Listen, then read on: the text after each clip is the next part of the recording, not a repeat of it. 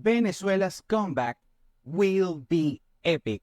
Mark my words, and today we discuss why.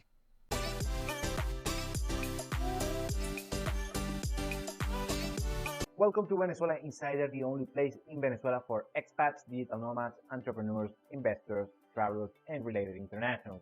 For more information, venezuelainsider.com.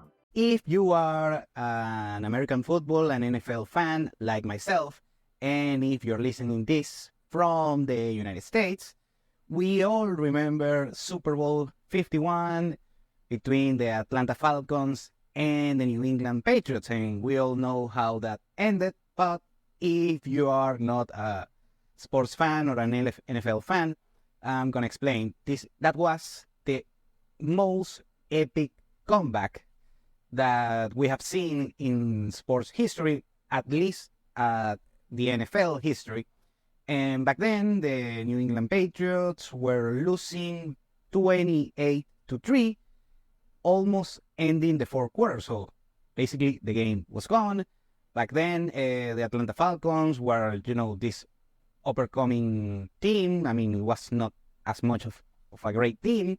Meanwhile, the New England Patriots were the dynasty, probably the greatest American football team ever. So it was an upset back then. It was a very surprising result. But on the fourth quarter, just Tom Brady, I mean, basically the greatest NFL player alive, well, he pulled off a miraculous comeback. He put 25 straight points and then went to overtime, and they won the Super Bowl against all odds.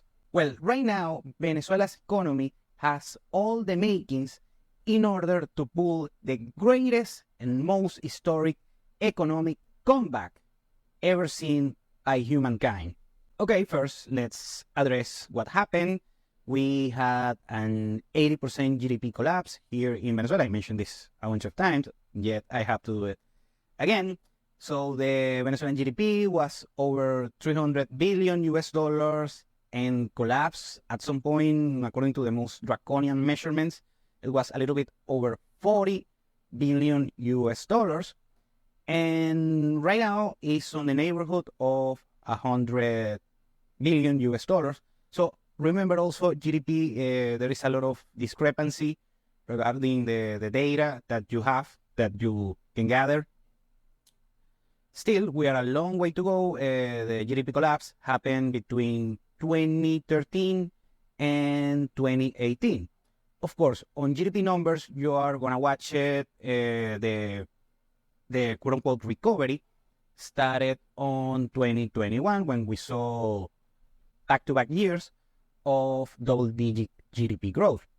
And why this particular economic collapse happened. And of course, I mean, we cannot explain this without blaming the people in charge. Of course, the Venezuelan government back then was still kind of the same. We have kind of the same government, but it's not exactly the case. Back then, when Venezuela's GDP was on a historical high, back then the price of crude oil was hovering around $100 per barrel. And that was the average during the previous 4 years. Kind of, we had a quote-unquote commodity super cycle. And of course, Venezuela, the first reason why we are poised to have this big economic comeback is because Venezuela is one of the richest nations regarding commodities and natural resources, starting by oil. Venezuela, we already know this. Venezuela has the largest proven oil reserves in the world, but also has a bunch of other natural resources, natural gas, iron ore, gold, and you name it. So the first reason why the economy collapsed back then was because the price of crude oil collapsed as well, combined with, and of course, this is where the government comes. Back then also, the Venezuelan government had a huge draconian public spending figures, and it was unsustainable. Back then it was unsustainable, but after the collapse of the price of crude oil, also combined that the oil revenue, hence if the price of crude oil falls, the revenue of the country and the government is gonna fall as well. And actually, right now, I'm talking the past 5 to 6 years, the Venezuelan government, this is just on this particular issue, has been fiscally responsible. Actually, it's quite impressive, I have to say. Like it or not, the Venezuelan government, they have been tidying up the public expense, and that helped a lot in order first to reduce the hyperinflation that we had until 2021, but it was meaningless since 2019 because the country is de facto dollarized. Very good. That's the first thing. Also, you have to add that back then, not also of course, the GDP that is very leveraged against the oil industry. The oil industry represents around 90% of the Venezuelan GDP. So hence, oil industry collapses. Also, the rest of the economy is going to collapse as well. It's going to trickle down, as we call it in economics. Very good. Now, the other issue, and I have to be responsible with this, is mismanagement of the oil industry. I always put the face of this gentleman, if I can call it like that. Rafael Ramirez was in charge of PDVSA and basically the whole oil industry in the country. And he was known as the Tsar of the Venezuelan economy. And during his tenure on the oil industry and as president of PDVSA, that lasted almost a decade, this man was very corrupt and he mismanaged poorly the oil industry. Back then, Venezuela used to produce 3 million barrels of crude oil per day, and it reached a bottom of 400,000 on 2020, of course. Also has to do with COVID back then. And right now, Venezuela is producing on the neighborhood of 900,000. And also, now we have to talk about politics. The political situation in Venezuela, it was unstable during the 2010s decade. We had a succession in power between the late President Hugo Chavez, that I know it was a socialist and all that kind of stuff. And I know economics was not the strongest suit of late President Chavez, and that's the nicest thing that I can say. And then we had the regime change with Nicolas Maduro, that is today still the president of Venezuela. So the other issue that happened on this particular succession process was on 2013. And back then, Chavez had these, socialist policies. And Maduro, the political right move, I'm talking just politics, the political right move is on a peaceful transition of power between Hugo Chavez and Maduro. And of course, it was peaceful because both are on the same team, and actually Chavez himself appointed Maduro as his successor. Very good. So on the next 3 or 4 years afterwards, the Maduro's policy were actually quite the same as Chavez's policies, because of course you don't want to piss off the other people in power. Okay, very good.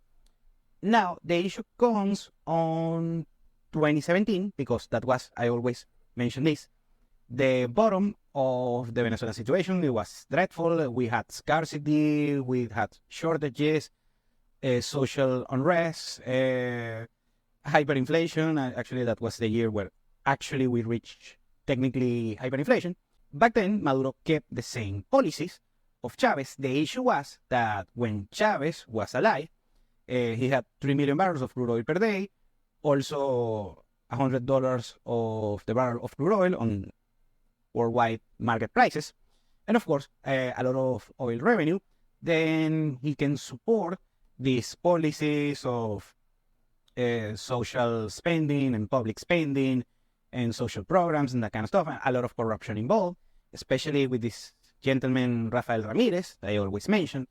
And he doesn't have the blame that he deserves, because probably is the biggest one, the biggest culprit on this particular situation. But anyways, it is what it is. That's what happened. So when Maduro takes charge, the income, when he takes charge, the income of the country that is tied to crude oil, of course, 3 million barrels of crude oil per day and $100 per barrel, those amounts start decreasing, keeping the same public spending. And of course, that was unsustainable and manifested on the real economy, on the everyday citizen, between 2014 and it got draconian on 2017. And of course, there were terrible policies like price controls, capital controls, currency exchange controls. Those are quote unquote lifted right now. And of course, everything, it was, the perfect storm for economic hardship for a country. And everything basically blew up on 2017. Now, in early 2018 is when the government decides to be a little bit more pragmatic. I'm talking on economics. I'm not talking about politics. Politics is just another thing, and they're equally, quote unquote, bad and terrible regarding how they address to the public. But you also have to remember that politics is just bread and circus. On the economic side, the Venezuelan government has become more pragmatic. I'm not talking there Milton Friedman or the Chicago Boys or Nassim Taleb or these big economic minds. I mean, it's nothing like that. But they gotten, a little bit, they smarten up a little bit regarding economics. The main point is that this particular crisis, combined with terrible policies and a particular political situation, created the perfect storm for a self-made economic crisis. Of course, a lot of mistakes going back and forth, and combined with particular economic times regarding business cycles worldwide. And of course, we had an explosion on our faces here in Venezuela of an 80% GDP collapse, and hence the particular economic hardship for the everyday citizen. So the economic recovery of Venezuela should have started on 2018. And actually, I mean, from the everyday cases that I saw between 2018 and 2019, actually, that's the pinpoint date where you can start talking about an actual recovery. Back then, you compare 2017 with 2018 and 2019 is decades apart. On 2019, we had way more surplus of goods and services, of course, more opportunities. I mean, handful of opportunities that we didn't have on 2017. The de facto dollarization started on 2019. So everything, I mean, was a switch that clicked back then. Of course, was still a long way to go. A couple of issues halted that particular road. The first one is, of course, COVID. That halted everything. Although the Venezuelan economy did not collapse on 2020, like most economies all over the world. It only collapsed like 2% GDP compared to other nations that collapsed like 30%, 20%, something draconian on that order. Very good.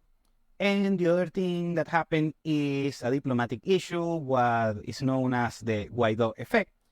Guaidó, this particular gentleman, in case you don't know, most of you already know this, but I'm going to explain very quickly. He is an opposition leader that, according to a loophole on the Venezuelan constitution, he declared himself the president of Venezuela, and he was recognized by 60 nations, including the U.S. Of course, that on that moment, the U.S. president was Donald Trump. And of course, very antagonistic with the Venezuelan government. That happened, of course. But at the end, it was just a charade. This particular gentleman, Guaidó, and his cronies of the opposition, what they did is they stole billions of US dollars.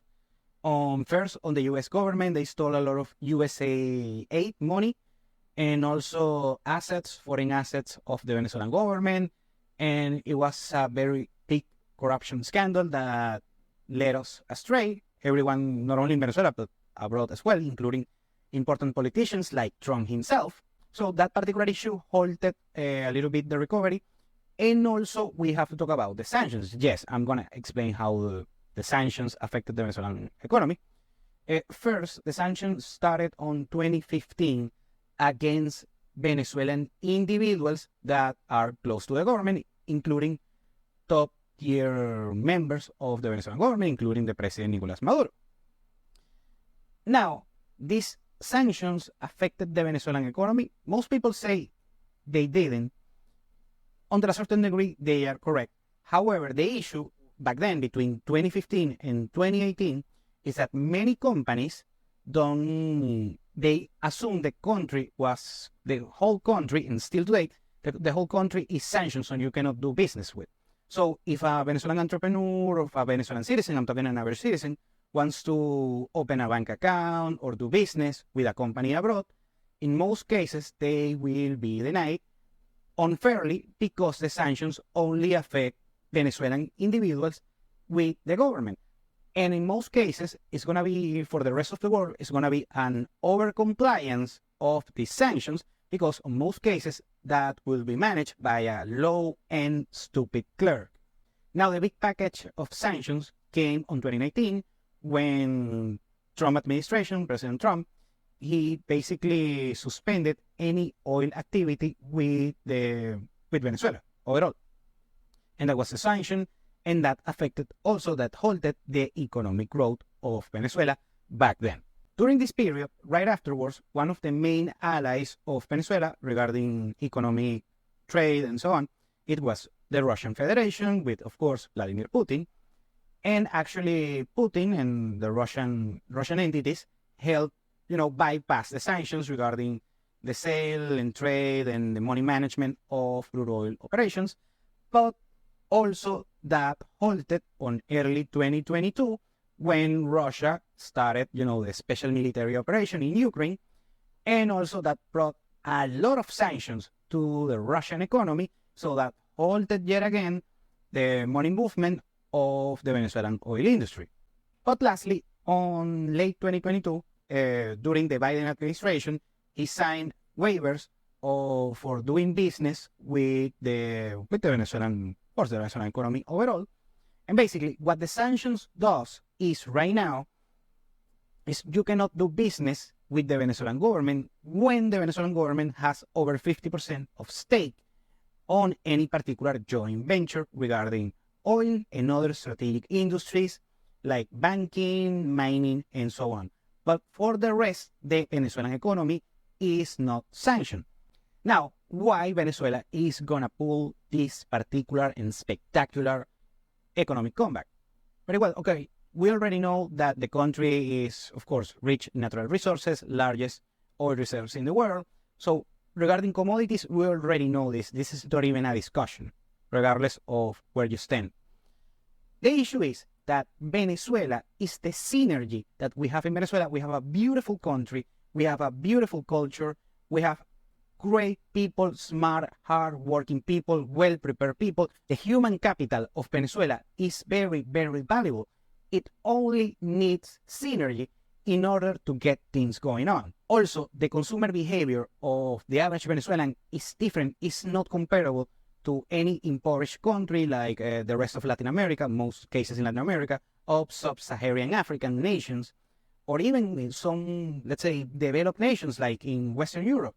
The Venezuelan consumer behavior is, if you're a businessman doing business, like Trump like to say, and the Venezuelan consumer behavior is what you're looking for if you have a wholesale business. And also there is a lot of intangible value that can become and be leveraged in order to come as a tangible value. I'm talking beautiful beaches, beautiful people, beautiful women, the culture itself. So it's a lot of synergy opportunities, a lot of leveraging opportunities that you have in Venezuela.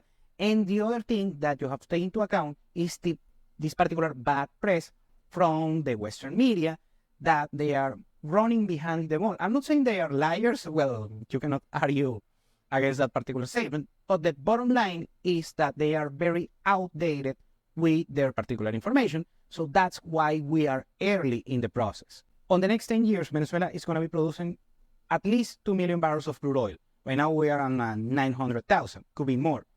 It could be producing way more surplus and output, economic output regarding commodities and related industries. Also services, leisure and hospitality. I'm talking retail. I'm talking also industrials, tourism, of course. So there is a lot to do, a lot of room to grow in order to, yet again, reach on a certain economic position. So if you're listening to this, you are still early on what might happen in Venezuela. Now, of course, I'm no Nostradamus. I'm not saying it's going to be just like this with this particular, because it's a lot of hiccups. No one can predict the future, and let alone economists and especially myself. But the main issue is a comeback is going to happen. Mark my words, and it's going to be more spectacular than the New England Patriots and Tom Brady's comeback at Super Bowl 51. Thank you for watching Venezuela Insider. Please like, share, and subscribe. Follow us on social media. If you want to work with us, VenezuelaInsider.com. Thanks again, and have a nice day.